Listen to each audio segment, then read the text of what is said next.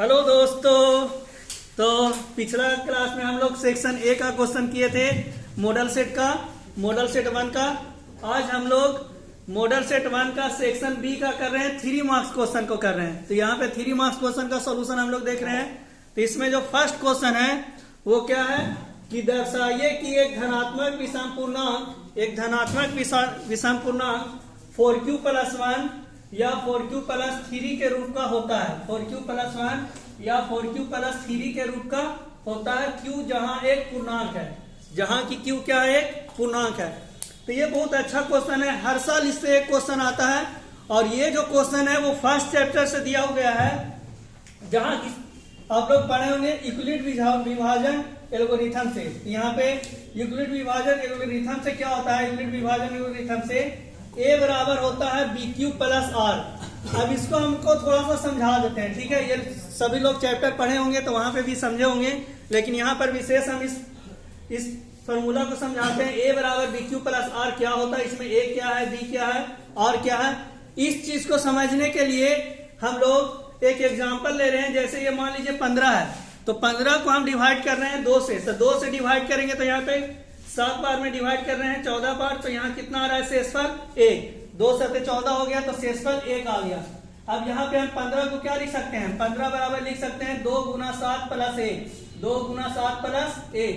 अब यहाँ पे जो है वो a का मान, इसको जो बीच में है जिसको हम भागा दे रहे हैं वो a हो गया, जिससे भागा दे रहे हैं उसको b मानते हैं, जो भागफल आता है उसको q मानते हैं, और जो शेषफल आता है उसको r मानते हैं। अब यहाँ पर जो r का वैल्यू आया वो 1 आया है, और भाग हम दे रहे हैं 2 से भाग दे रहे हैं और शेषफल 1 आ रहा है। तो शेषफल क्या होता है, हमेशा जिससे भाग दे रहे हैं उससे छोटा होता है। तो 2 से हम भाग दे रहे हैं और शेषफल 1 आ रहा है।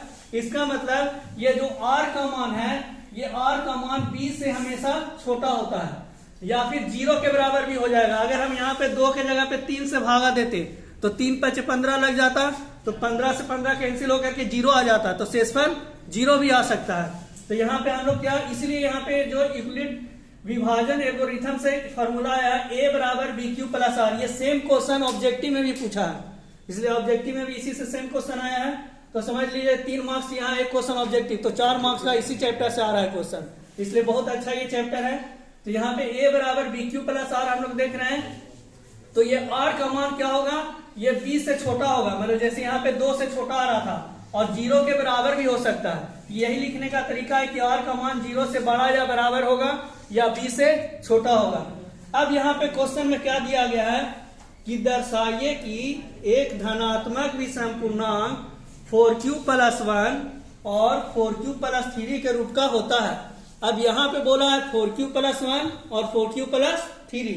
तो जैसे यहाँ पे बोल रहा है 4q + 1 या 4q + 3, इसको अगर हम यूक्लिड थ्योरम से कंपेयर करेंगे तो यूक्लिड थ्योरम में क्या होता है, a बराबर bq + r होता है। इसका मतलब ये a का मान है और bq + r, तो bq + r मतलब bq, b के जगह पर कितना है 4, bq + r के जगह पर 1 और 3 बोल रहा है। इसका मतलब 0 और 2 गायब है। तो यहाँ पर हम लोग b का मान, इससे बस यही पता चल रहा है कि b का मान कितना होगा, 4 होगा। 4q + 1 और 4q + 3, अगर यहाँ पे 5q + 1 रहता तो b का मान 5 होता, 6q + कुछ रहता तो b का मान 6 होता। यहाँ पे b का मान क्या हो गया, 4 हो गया है। और r का मान, अब यहाँ से हमको b का मान जैसे ही पता चल गया कि 4 है, तो इससे हमको समझ में आ रहा है कि जो r का मान होगा, मतलब जो शेषफल आएगा वो 4 से कम आएगा। 4 से कम आएगा, इसका मतलब r का मान 0 से बड़ा या 0 के बराबर या 4 से छोटा होगा। अब तो इस r के मान के लिए हम मान लेते हैं कि r का मान 0, 1, 2, 3 हो सकता है। इससे पता चल रहा है कि r का मान 0, 1, 2, 3 हो सकता है। अब r का मान 0, 1, 2, 3 लिख करके हम लोग a का मान लिखते हैं। तो a बराबर यहाँ पे bq + r है, तो b का मान 4 लिखे और r का मान 0 लिखे, तो 4q + 0 आया। अब ये 4q + 0 आया, ये 4q + 0 कैसा संख्या है, तो q एक पूर्णांक हमको लेना है। तो q का मान हम अगर 0 पुट करेंगे तो 4 × 0 0 आ जाएगा। फिर 4 × 1 करेंगे तो 4 × 1 करेंगे तो 4 आ जाएगा। तो 4 एक कैसा संख्या है, सम संख्या। 4 × 2 करेंगे तो 8 आएगा, तो वो भी एक सम संख्या। तो ये क्या हो रहा है, सम संख्या का एक रूप है। ये जो लिखने का तरीका है सम संख्या के लिए एक तरीका है। नेक्स्ट लिख रहे हैं 4q + 1, तो इसमें अगर हम q का मान 1 पुट करेंगे तो 4 + 1 5 हो जाएगा, और 5 एक विषम संख्या है। q का मान 2 पुट करेंगे तो 8 + 1 9 हो जाएगा, वो भी विषम संख्या है। तो q के किसी भी मान के लिए ये एक विषम संख्या को बता रहा है, ये एक विषम संख्या होगा। नेक्स्ट हम लोग 2 पुट करेंगे तो 4q + 2 पुट कर रहे हैं, तो यहाँ पे q का मान 1 पुट करेंगे तो 4 + 2 6 हो जाएगा। q का मान 2 पुट करेंगे तो 4 × 2 8 और +2 10 हो जाएगा, तो वो भी सम संख्या है। तो ये दोनों क्या हो रहा है, सम संख्या को बता रहा है। और 4q + 3 लेंगे तो q का मान 1 पुट करेंगे तो 4 + 3 7, q का मान 2 पुट करेंगे तो 4 × 2 8 और +3 11। तो ये क्या हो रहा है, विषम संख्या को बता रहा है। किसी भी q एक पूर्णांक संख्या रखेंगे तो वो एक विषम संख्या आएगा।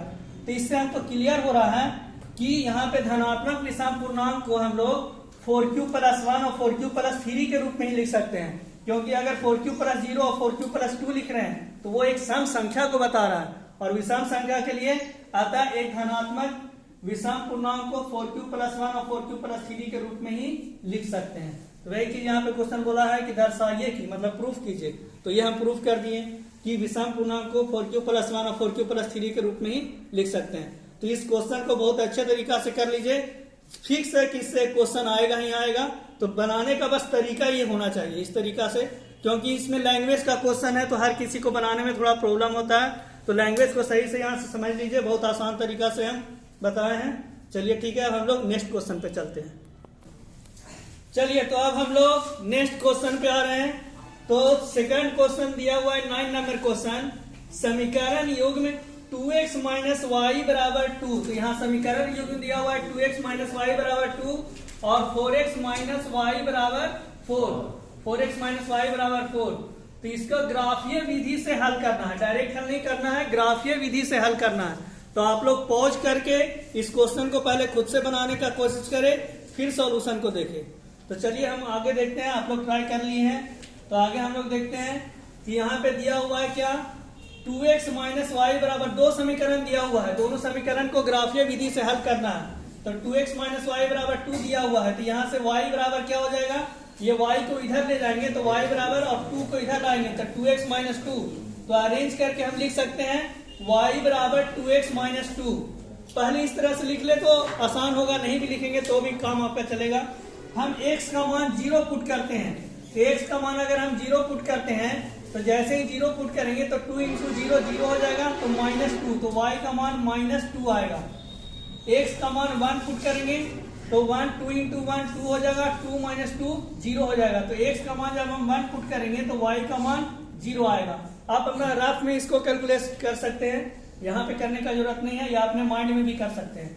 अब हम लोग x का मान 2 पुट करते हैं तो 2 से भी हल हो जाएगा, हम 3 ले रहे हैं, ज्यादा अच्छा क्लियर हल हो। तो यहाँ पे 2 ले रहे हैं तो 2 दूना 4, 4 - 2 = 2, तो यहाँ पे 2 आया मान। अब दूसरा जो समीकरण है वो दूसरा समीकरण है 4x - y = 4। 4x - y = 4 है, तो यहाँ से y बराबर क्या हो जाएगा, 4x - 4। x का मान हम 0 पुट करेंगे, x का मान 0 पुट किए तो y का मान -4 आया। अब x का मान जब हम 1 पुट करेंगे, x का मान जब हम 1 पुट करेंगे तो यहाँ पे क्या हो जाएगा, 4 - 4 0 हो जाएगा। अब x का मान हम 2 पुट करेंगे तो 4 दूना 8, 8 - 4, यहाँ पे ये क्या आ गया, 4 आ गया। अब ये सारा पॉइंट को हम लोग ग्राफ पे देखते हैं और उसके बाद फिर हम लोग सॉल्व करते हैं। तो सबको एग्जाम में ग्राफ पेपर दिया हुआ रहेगा, ग्राफ पेपर पीछे में दिया हुआ रहता है, और एग्जाम में ग्राफ में जो है इस क्वेश्चन को पेंसिल से हल करना है। पेन का यूज नहीं कीजिएगा सब लोग, पेंसिल का यूज कीजिएगा, ज्यादा अच्छा रहेगा। पेन से फिर मुश्किल हो जाएगा, दोबारा उसमें मिलेगा नहीं ग्राफ पेपर, एक ही ग्राफ पेपर आता है। इसलिए सब लोग पेंसिल से ऐसा अपना बना लीजिए, और वहां पे जितना घर अपना लेना है, जैसे 2 घर कोई 1 यूनिट मानना है तो 2 घर को 1 यूनिट मान लीजिए, ठीक है। तो यहाँ पर हम लोग ये ले लिए हैं स्केल से, यहाँ पे तो ग्राफ पेपर नहीं है लेकिन हम स्केल से मेजर करके इक्वल डिस्टेंस पे सारा चीज ले लिए हैं बना करके, ताकि ग्राफ जैसा यहाँ पे क्वेश्चन सॉल्व हो। तो यहाँ पे हम 1 2 3 4 ले लिए हैं। चलिए पहला समीकरण से हम लोग देख रहे हैं तो क्या है, 0 और -2, x का मान 0 और y का मान -2, तो x का मान 0 और y का मान -2, तो यहाँ पे ये पॉइंट आएगा, तो इस पॉइंट को हम लोकेट कर लिए। दूसरा मान है 1 और 0, x का मान 1 और y का मान 0, तो यहाँ पे ये पॉइंट आएगा। नेक्स्ट x का मान 2 और y का मान भी 2, तो x का मान 2, यहाँ पे हम लोग देख रहे हैं x का मान 2 और y का मान जो है ये y का वैल्यू नहीं, यहाँ पे क्या है 2। ग्राफ पेपर में तो ऐसे डॉट करने का कोई जरूरत नहीं है, वहां पे डायरेक्ट दिख जाएगा। ये तीनों पॉइंट हमको दिख गया। अब ये तीनों पॉइंट को हम मिलाते हैं तो एक समीकरण यहाँ से आ गया। देखिए ये तीनों पॉइंट एक चीज में मिल गया। ये हो गया पहला लाइन का ग्राफ फर्स्ट, ये हो गया समीकरण फर्स्ट का। दूसरा है x का मान 0, y का मान -4, तो x का मान 0 और y का मान -4, तो यहाँ पे आएगा x का मान 1 और y का मान 0, तो देखिए x का मान 1 y का मान 0। डायरेक्ट आंसर ऐसे भी आ जा रहा है, तो कोई दिक्कत नहीं, ऐसे भी आ जा रहा है। तो x का मान 2 और y का मान 4, तो x का मान 2 और y का मान 4, तो यहाँ पे आएगा पॉइंट x का मान 2 और y का मान 4, तो यहाँ पे आएगा ये पॉइंट लगभग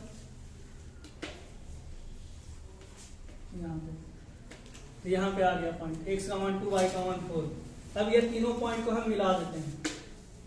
यहाँ पे ये जो तीनों पॉइंट है, ये तीनों पॉइंट यहाँ पे ये मिलेगा इस तरह से।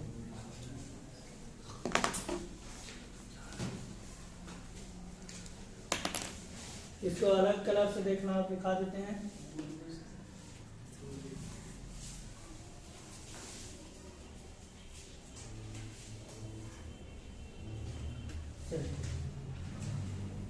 ये देखिए ये हो गया समीकरण 2। तो समीकरण 1 और 2 ये दोनों कहां पे कट कर रहा है, तो यहाँ पे 1,0 पे ये दोनों समीकरण क्या हो रहा है, कट कर रहा है। इसका मतलब समीकरण का जो हल हुआ, ये दोनों समीकरण का हल वो 1,0 हुआ। समीकरण का हल कितना है, 1,0 आंसर। x का मान 1 और y का मान 0। इसको हम चेक भी कर सकते हैं कि मेरा सही आया है नहीं। x का मान हम 1 पुट करेंगे, तो जैसे ही 1 पुट करेंगे तो ऐसे तो 1 और 0 तो आया नहीं। x का मान 1 पुट किए, y का मान 0 आया। यहाँ भी x का मान 1 पुट किए, y का मान 0 आया, तो समीकरण का 0 आ रहा है। इसका मतलब मेरा हल क्या हुआ, सही है। तो इस तरह से आप लोग हल कीजिएगा। हर एग्जाम में इससे पूछता है, निश्चित है, फिक्स है कि एक क्वेश्चन ये ग्राफ वाला आएगा ही आएगा। इसलिए अच्छे तरीका से इसको कर लीजिए। अगर किसी को नहीं आता है तो बुक में और भी बहुत सारा क्वेश्चन दिया हुआ, उससे हल कर ले। चलो तो अब हम लोग नेक्स्ट क्वेश्चन पे चल रहे हैं। नेक्स्ट क्वेश्चन यहाँ पे क्या है, 10 नंबर क्वेश्चन एपी से। यहाँ पे क्वेश्चन है अर्थमेटिक प्रोग्रेशन, समांतर श्रेणी जो है। यहाँ पे लिखा हुआ है उस एपी का 31वां पद ज्ञात कीजिए। यहाँ पे ज्ञात करना है, 31वां पद बताना है कि क्या होगा, जिसका 11वां पद 38 और 16वां पद 73 है। 11वां पद और 16वां पद दिया हुआ है और 31वां पद निकालना है। तो यहाँ nवां पद का एक फॉर्मूला होता है। nवां पद n बराबर होता है a plus n minus 1 into D. nवां पद का यह फॉर्मूला होता है। तो यहाँ पे 11वां पद दिया हुआ है, तो हम लोग यहाँ पर a11 लिखते हैं। तो a11 बराबर क्या हो जाएगा, a plus 11 minus 1 into D. 11 minus 1 into D हो जाएगा। तो 11वां पद कितना दिया हुआ है, 38। तो यहाँ से आ जाएगा 38 बराबर a प्लस 10d। ये हो गया इक्वेशन फर्स्ट। अब सेकंड 16वां पद दिया हुआ है, तो यहाँ पे हम लोग क्या लिखेंगे, 16वां पद लिखेंगे। तो a16 बराबर हम लोग लिखेंगे, यहाँ पे ऐसे कर सकते हैं, a16 बराबर हो जाएगा a plus 16 minus 1 into D. तो a plus 16 minus 1 into D हम लोग करेंगे। तो यहाँ से a16 16वां पद कितना दिया हुआ है, 73। तो यहाँ पे हम लोग करेंगे 73 बराबर a प्लस 15d। ये हो गया सेकंड इक्वेशन। अब यहाँ पे देख लो, सेकंड इक्वेशन में 73 है, फर्स्ट इक्वेशन में 38 है। तो क्या करते हैं, सेकंड में से फर्स्ट को घटाते हैं। तो इक्वेशन यहाँ पे हम लोग करते हैं, इक्वेशन 2 माइनस 1, 2 में से 1 को माइनस करते हैं। तो इक्वेशन 2 माइनस 1 अगर हम लोग करते हैं तो यहाँ से क्या हो जाएगा, चलो यहाँ पे हम लोग लिख लेते हैं। यहाँ पे हम लोग करते हैं इक्वेशन 2 माइनस 1। तो 2 यहाँ पे क्या लिखा हुआ है, 73 बराबर a प्लस 15d। और ये दिया हुआ है 38 बराबर a प्लस 10d। यहाँ पे हम माइनस करते हैं दोनों को। तो ये माइनस किए, ये माइनस किए, ये माइनस किए। 73 में से ये जो 38 जाएगा, ये आ जाएगा तुम्हारा 35 बराबर, ये दोनों कैंसिल होकर के 0 हो जाएगा और ये कैंसिल होकर के ये 5 डी आएगा। 15 में से 10 जाएगा तो 5 आएगा। तो यहाँ से डी का मान हम लोग देखेंगे 35/5, तो ये आ जाएगा 7 आ जाएगा। तो डी का मान 7 आ गया। अब समीकरण 1 में हम लोग डी का मान पुट करते हैं।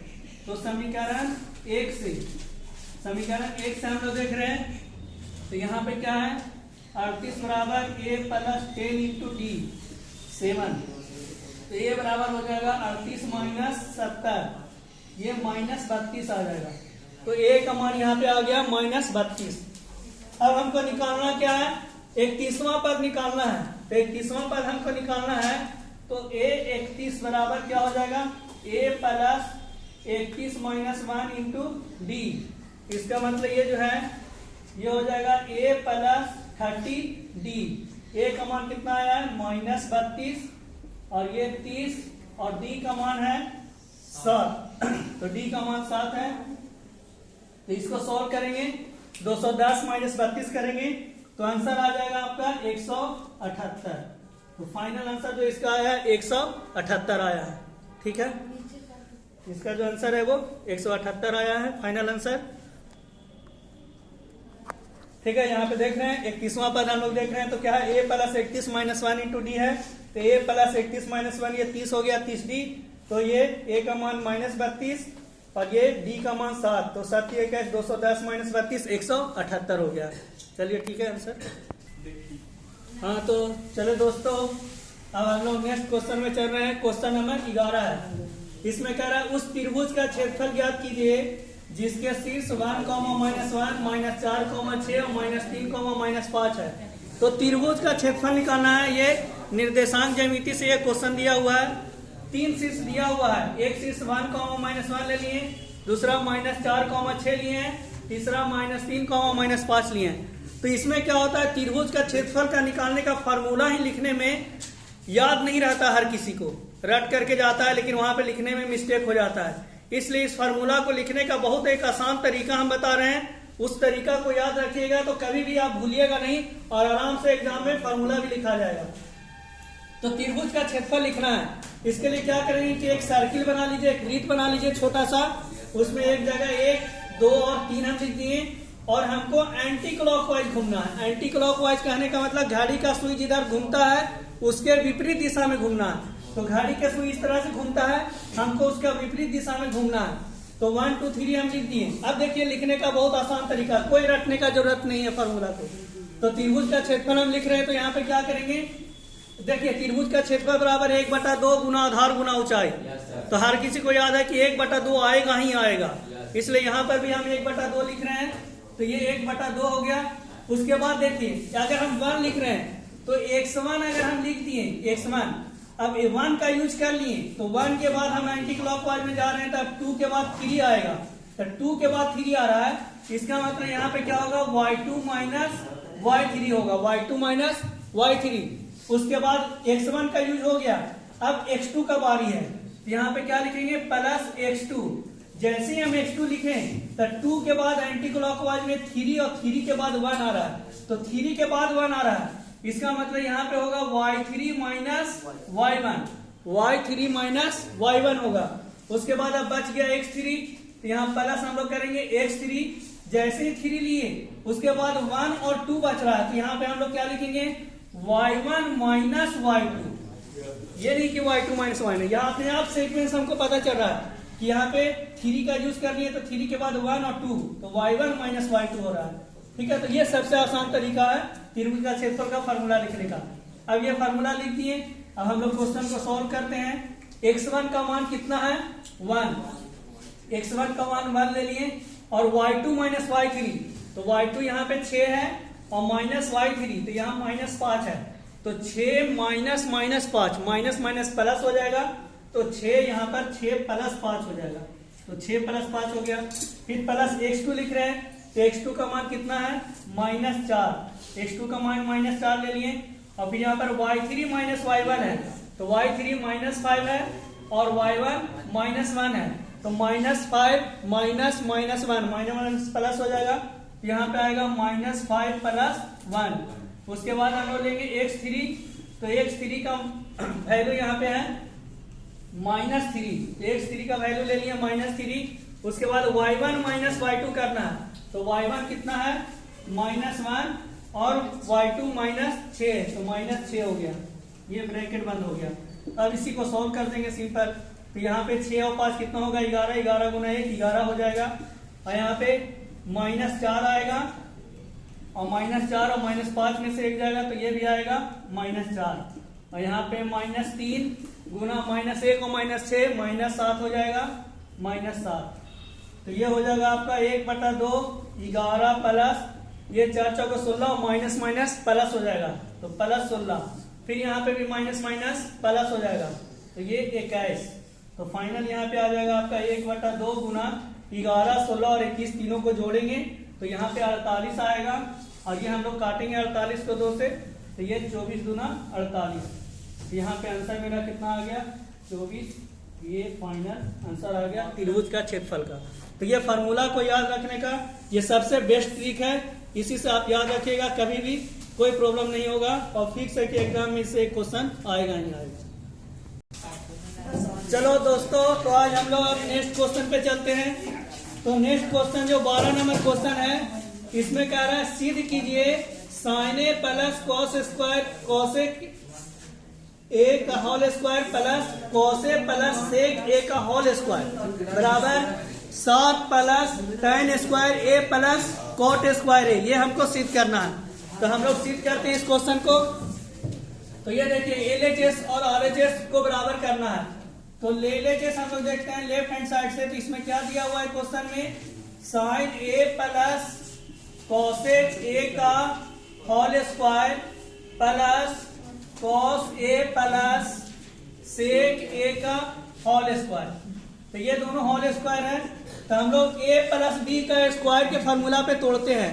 तो A प्लस B का स्क्वायर बराबर होता है A square plus B square plus 2AB। तो यहाँ पे हम लोग कर रहे हैं A स्क्वायर, ये हो गया A square plus B square plus 2AB हम लोग कर रहे हैं। तो A square plus B square plus 2AB। तो यहाँ पे ये क्या आ रहा है कॉसेक A 2AB हो गया। फिर यहाँ पर कॉस का हम लोग कर रहे हैं, तो यहाँ पे हम लोग का होगा A square plus B square plus 2AB cos A into sec A, cos A into sec A हो गया 2AB। अब यहाँ पे साइन स्क्वायर A, ठीक है, और यहाँ पे कॉस स्क्वायर A है, ये दोनों को एक जगह, या भी चलो नेक्स्ट में हम लोग कर लेंगे। यहाँ पे अभी और हम लोग सॉल्व करते हैं, cosec square A plus 2 sine A, यहाँ कॉसेक A है, तो कॉसेक A को हम लोग क्या लिख सकते हैं 1 बाई साइन A। ये जो कॉसेक A है इसको हम लोग लिख सकते हैं 1 बाई साइन A लिख सकते हैं। फिर यहाँ पे प्लस हम लोग करेंगे, तो ये हो गया cos square A plus sec square A plus 2 cos A, और यहाँ सेक A को हम लोग लिख सकते हैं 1 बाई कॉस A। तो सेक को 1 बाई कॉस A लिख दिए। यहाँ साइन से साइन कैंसिल हो गया, ये कॉस से कॉस कैंसिल हो गया। तो अब यहाँ पे क्या बचा हम लोग का साइन स्क्वायर A, और यहाँ से कॉस स्क्वायर A को एक जगह लाते हैं कॉस स्क्वायर A, और यहाँ पे सिर्फ 2 बचा, यहाँ पे ये सिर्फ 2 बचा, और फिर यहाँ पे सिर्फ 2 बचा। तो ये दोनों को हम लोग देख रहे हैं, तो ये क्या हो जाएगा प्लस 2 प्लस 2, और फिर यहाँ पे हम लोग का बचेगा कॉसेक स्क्वायर A, ये कॉसेक स्क्वायर A और प्लस सेक स्क्वायर A। तो ये हम लोग देखिए sine square A plus cos square A दोनों मिलकर के 1 हो जाएगा, तो 1 प्लस 2 हो जाएगा, 1 प्लस 2 प्लस 2 और प्लस कॉसेक स्क्वायर A और सेक स्क्वायर A है। तो कॉसेक स्क्वायर A को क्या होता है, एक फॉर्मूला होता है cosec square A minus ten square A बराबर 1 होता है, cosec square theta minus ten square theta बराबर 1 होता है। तो वहां से कॉसेक स्क्वायर थीटा की जगह पे हम लोग लिख सकते हैं 1 प्लस टेन स्क्वायर A, मतलब ये कॉसेक स्क्वायर A का वैल्यू हम लोग लिखे, कॉसेक स्क्वायर A का value 1 plus ten square A। फिर सेक स्क्वायर ए है, इसका भी वैल्यू हम लोग लिख सकते हैं 1 प्लस कॉट स्क्वायर ए, 1 प्लस कॉट स्क्वायर ए। तो यहाँ पे हम लोग क्या करेंगे, ऐड करेंगे, तो 2 2 4 और 1 5 और 1 6 और 1 7, 2 2 4 1 5 1 6 और 1 7। यहाँ गया 7 प्लस tan स्क्वायर ए प्लस कॉट स्क्वायर ए, और RHS में यही चीज लिखा हुआ है, तो यहाँ RHS भी क्या हो गया, प्रूफ, RHS आ गया, और ये क्या हो गया, प्रूफ हो गया। तो इस तरह का ये क्वेश्चन था। ठीक है, तो अभी तक जो भी लोग यहाँ पे ये आ गया, यहाँ पे हम लोग कह रहे हैं 7 प्लस tan स्क्वायर ए प्लस कॉट स्क्वायर ए आ गया, 2 2 4 और 1 5 और 1 6 और 1 7। यहाँ पे क्या आ गया, 7 प्लस tan स्क्वायर ए प्लस कॉट स्क्वायर ए, ये RHS क्या हो गया, प्रूव हो गया। ठीक है, चलिए तो हम लोग नेक्स्ट वीडियो में हम लोग देख रहे हैं इसमें क्या दिया है। इस क्वेश्चन में 13 नंबर क्वेश्चन कह रहा है, इसमें कह रहा है 6 सेंटीमीटर त्रिज्या का एक वृत्त खींचिए। 6 सेंटीमीटर त्रिज्या लेकर के एक वृत्त खींचना है, और केंद्र से 10 सेंटीमीटर के दूर स्थित एक बिंदु से, केंद्र से 10 सेंटीमीटर दूर स्थित एक बिंदु से वृत्त पर स्पर्श रेखा युग्म की रचना करना है। तो वृत्त पर स्पर्श रेखा युग्म की रचना करना है, तो हम लोग इस प्रकार से भी कर सकते हैं रचना, लेकिन थोड़ा ये स्लिप कर रहा है बोर्ड पे, इसलिए हम लोग जो कॉपी पे यूज करते हैं उसी प्रकार से हम लोग इससे यूज करके बना रहे हैं। तो आप लोग सही से इसको बहुत सही ढंग से इसको देखिएगा। ठीक है, तो इसमें यह देखिए, सबसे पहला क्वेश्चन में इसमें हम लोग बनाने का तरीका देखते हैं। बुक में क्या है, स्टेप लिखा हुआ रहता है कि पहले एक वृत्त खींचें, इस तरह से लिखना जरूरी नहीं है कि वृत्त खींचे, ऐसा लिखना जरूरी नहीं है।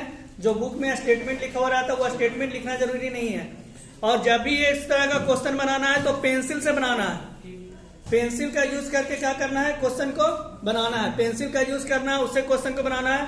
तो इसमें क्या बोल रहा है कि 6 सेंटीमीटर त्रिज्या लेना है, तो 6 सेंटीमीटर त्रिज्या का एक वृत्त खींचना है। तो हम लोग यहाँ पे सबसे पहले एक स्केल पे अपना हम लोग देखेंगे 6 सेंटीमीटर कितना हो रहा है। तो ये देख रहे हैं 6 सेंटीमीटर हम ले लिए, 6 सेंटीमीटर ये हो गया, तो ये 6 सेंटीमीटर इतना बड़ा हम ले लिए। अब उसके बाद 6 सेंटीमीटर त्रिज्या का एक वृत्त हम लोग सबसे पहले खींचेंगे। तो ये देखिए, हम पहले से एक बना कर रखें, लेकिन इसको बनाने का प्रोसेस हम समझाते हैं। तो पहले एक हम वृत्त ले रहे हैं जिसका त्रिज्या 6 सेंटीमीटर है। तो ये वृत्त हम बना लिए, इसका त्रिज्या 6 सेंटीमीटर है। ये देखिए 6 सेंटीमीटर त्रिज्या का यहाँ पे ये हम वृत्त बनाए हैं, ये केंद्र हो गया, ये केंद्र को हम O मान रहे हैं, और ये इतना त्रिज्या का वृत्त बन गया। अब कह रहा है केंद्र से 10 सेंटीमीटर की दूरी पर, केंद्र से 10 सेंटीमीटर की दूरी हम ले रहे हैं। तो ये केंद्र हो गया, और केंद्र से 10 सेंटीमीटर की दूरी पर एक बिंदु हम ले लिए, और ये बिंदु हम यहाँ पे ऐसे इसको मिला दिए। तो ये P बिंदु हो गया, P बिंदु हो गया बाहरी बिंदु, ये 10 सेंटीमीटर लेंथ का है। अब सबसे दूसरा प्रोसेस क्या है, ये दोनों पॉइंट को मिला दिए, P को 10 सेंटीमीटर की दूरी पर वो ले लिए, और ये दोनों को मिला देंगे। मिलाने के बाद इस OP भुजा को हम लोग समद्विभाजित करते हैं, मतलब 2 बराबर भागों में बांटते हैं। 2 बराबर भागों में बांटने का सबसे अच्छा क्या तरीका है कि ये जितना बड़ा लेंथ का है ये उतना बड़ा लेंथ हम लोग यहाँ पे ले लेंगे, इसको नाप लेंगे इस प्रकार से कितना बड़ा लेंथ है, और इसको समद्विभाजित इस तरह से करेंगे। एक इस इंच से हम लोग यहाँ पे एक लाइन को ऐसे ड्रा करेंगे, फिर इधर एक लाइन को ऐसे ड्रा करेंगे। उसके बाद अब ये दूसरे इंच से इसको काटेंगे, तो दूसरे इंच से इस कर्व को काट रहे हैं, फिर इधर हम इस कर्व को काट रहे हैं, थोड़ा बोर्ड पे स्लिप करता है, इधर हम ये कर्व को काटे, ये दोनों कट हो गया। अब ये दोनों को डॉटेड लाइन से मिला देंगे तो ये समद्विभाजित हो जाएगा। तो यहाँ पे ये देखिए, ये जो भुजा है ये 2 बराबर भागों में विभाजित हो रहा है, इसको हम डॉटेड लाइन से ऐसे मिला देंगे। तो ये डॉटेड लाइन से यहाँ पे हम मिला रहे हैं।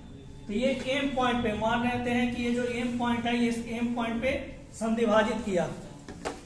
अब उसके बाद क्या करना है, जहां पे समद्विभाजित किया वो एम पॉइंट पे प्रकार पर रखना, मतलब इसको केंद्र मानना है, और इसको केंद्र मान करके देखिए ये 10 सेंटीमीटर का था, तो 2 बराबर भाग में बटा तो 5-5 सेंटीमीटर हो गया।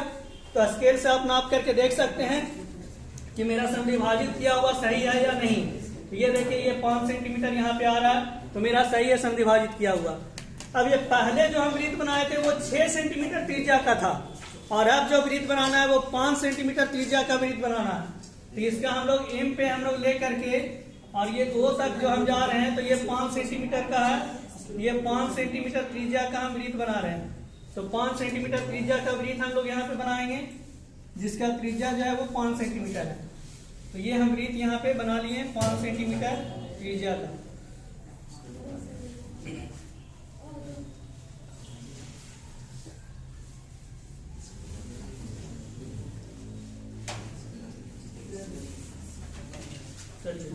ये बन गया 5 सेंटीमीटर त्रिज्या का, ये वृत्त बन गया। थोड़ा सा 5 सेंटीमीटर त्रिज्या का वृत्त बन गया। अब ये जहां पे कट किया, यहाँ पे मान लीजिए Q बिंदु पर कट किया, और यहाँ पे ये R बिंदु पे कट किया। अब ये दोनों बिंदु पर हम लोग स्पर्श रेखा यहाँ बाह बिंदु से खींच देंगे। तो बाह बिंदु P पॉइंट से यहाँ पे ये एक स्पर्श रेखा खींच दिए, और एक स्पर्श रेखा इधर खींचा जाएगा P बिंदु। तो ये दोनों स्पर्श रेखा PQ और PR, ये क्या स्पर्श रेखा युग्म, स्पर्श रेखा युग्म हो गया। तो ये बहुत अच्छा प्रोसेस है, इसको अपना सही तरीका से आप लोग बनाइएगा। थोड़ा बोर्ड पे स्लिप कर रहा था, चलिए ठीक है।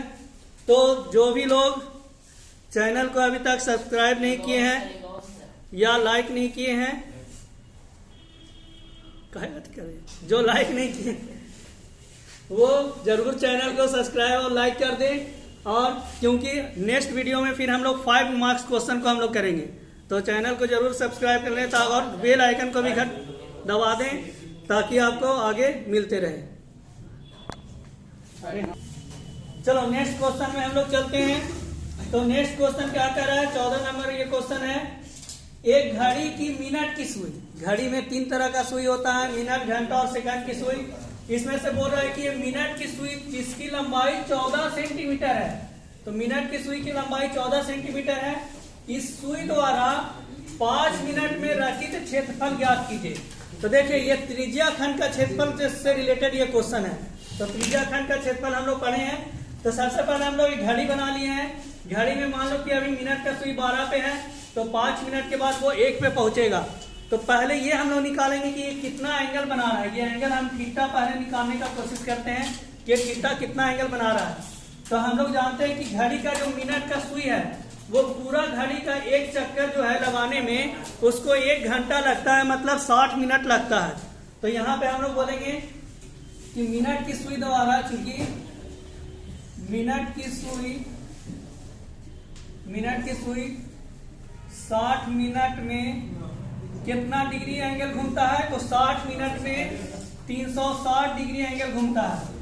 इसलिए मिनट की सुई 1 मिनट में कितना डिग्री एंगल घूमेगा, 360/60। इसलिए मिनट की सुई कितना मिनट, यहाँ पे 5 मिनट दिया हुआ है क्वेश्चन में, तो 5 मिनट में कितना घूमेगा, 360/60 इंटू 5।